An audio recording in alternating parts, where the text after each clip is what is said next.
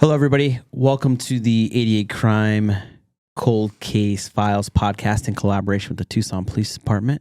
As every episode we've done, we have detectives from the Tucson Police Department. I appreciate the rawness of this thing. All right, I know the listeners and viewers at home, we just appreciate that. But we want to remind everybody, 88 Crime, it's anonymous. There's 3 ways to give tips. You can call 520-882-7463. There's no caller ID, no recorded calls. You can visit 88crime.org to give a tip anonymously. Or you can download the P3 Tips app. It's anonymous and free for iPhone and Android. Data charges may apply, though. And as always, we remind folks that there is a cash reward up to $2,500. Only 88 Crime tips are eligible for the reward. You have to remember that. You remain anonymous. Okay, gentlemen, thank you so much for being here. Before we get started, I'd love if you would introduce yourselves for the listeners and viewers and listeners today. Thank you. My name's David Miller, and I'm a detective in Tucson PD's cold case unit. And I'm Scott Alskog. I am also a detective with the Tucson Police Department. I'm currently in our robbery assault unit, but I have previously been in our homicide unit. Thank you. So we're talking about a more recent case today, as opposed to the other ones we've covered so far in the program. And let's talk about this incident. Let's talk about when it took place, where it took place, things that happened during the investigation, and where we are today. So whoever would like to jump in on that. I'll go ahead and start.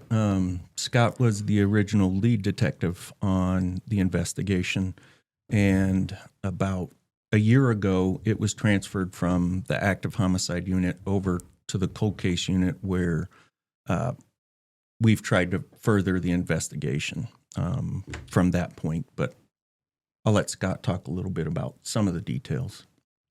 Sure. So it happened back in July 8th of 2020. The incident itself happened just after midnight, and it was at 433 North Grande. It's an apartment complex right in the area of St. Mary's and Grande. An original 911 call came in. There was a shooting, and an individual was down in the parking lot. Both TFD and Tucson Police Department responded, and unfortunately, the victim succumbed to his injuries in the parking lot, and he was later identified as Danny Jackson. He was alone in the parking lot. At the time, there were no witnesses or no involved parties to the actual shooting itself. So since 2020, we've been trying to work this thing backwards to figure out exactly what happened. And do we have any more information about Danny Jackson? I mean, was he a resident there? Was he frequenting the place? Was he visiting? Or what was going on at that time? Yeah, Danny, he hails from California. That's where his family resides. And Danny, it appears, liked to travel. He has definite ties to the Phoenix area, but we're not sure what his ties to the Tucson area are and exactly where he was even staying within Tucson. I have no idea why he was at that apartment complex at the time of the shooting, and that's part of why we would be reaching out, is we just don't know a lot about his backstory, and we were hoping folks would be able to potentially recognize him. They recognize a name, a photograph, something like that, and they'll come forward with information about him, and any little bit could help us try to piece together a timeline, exactly what brought Danny to Tucson and ultimately what happened to him. Okay.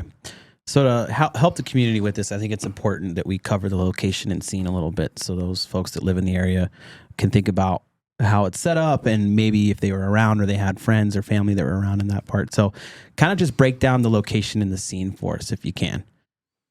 Sure. It was that complex is located on the west side of Tucson, just west of I-10. So it's near Grande and St. Mary's. It's a fairly large complex that is adjacent to a business, which is to the north, that has, grocery stores, restaurants, a bank. So it's a fairly busy area. There's lots of pedestrian traffic to and from the complex to that business. The complex and business center are separated by a chain link fence, which has a few cutouts or openings that pedestrians use to get from one to the other. There's also Menlo Park, which is just to the south of the complex that gets a lot of foot traffic. And And, there's through those cutouts, it's a pretty active area, and there are people that just mill about from the park as well. Okay, and it's really cool. While you were discussing the scene, the producers in the back have been bringing up maps. So I'll go back to the first one if you can for the viewers on this one. So this is the complex, the area you were describing here. This is the first one that popped up. And then the next one we had was, I believe was Menlo Park. Right Yes, there. Yeah. Okay, so we have another map. So put the next one on and explain to us what this is showing here. Excuse me. So this is a map that on the lower portion shows exactly where the complex is in relation to the roads. The image above that is what you would see, or at least a portion of what you would see of the complex if you were on North Grande facing west. And the initial image that you showed is an overhead view of the complex and the area of the openings in the fence. Can you go back to that one? Thank you. Yeah. Okay, so this one? Yeah. The openings are highlighted in red. At least I think they are. I see a yellow and a red on there. Hey, can you guys expand that a little bit on the screen? As usual, I messed up the little thing. At any rate. They're going to expand it for you. Okay, so we have the yellow and the red, and then there's an arrow. Yeah, so the red arrow points to an opening in the fence line. Okay. That is connected also to a pedestrian path that runs north and south, essentially from that business complex all the way down to the Menlo Park area. The red pin drop or symbol is roughly where Danny's body was located within the complex. And there's another red line, I believe, to the east that's another one of those path-throughs. And the yellow area is a location where several couches had been discarded, and a lot of people would hang out there during that, they would just hang out and do whatever.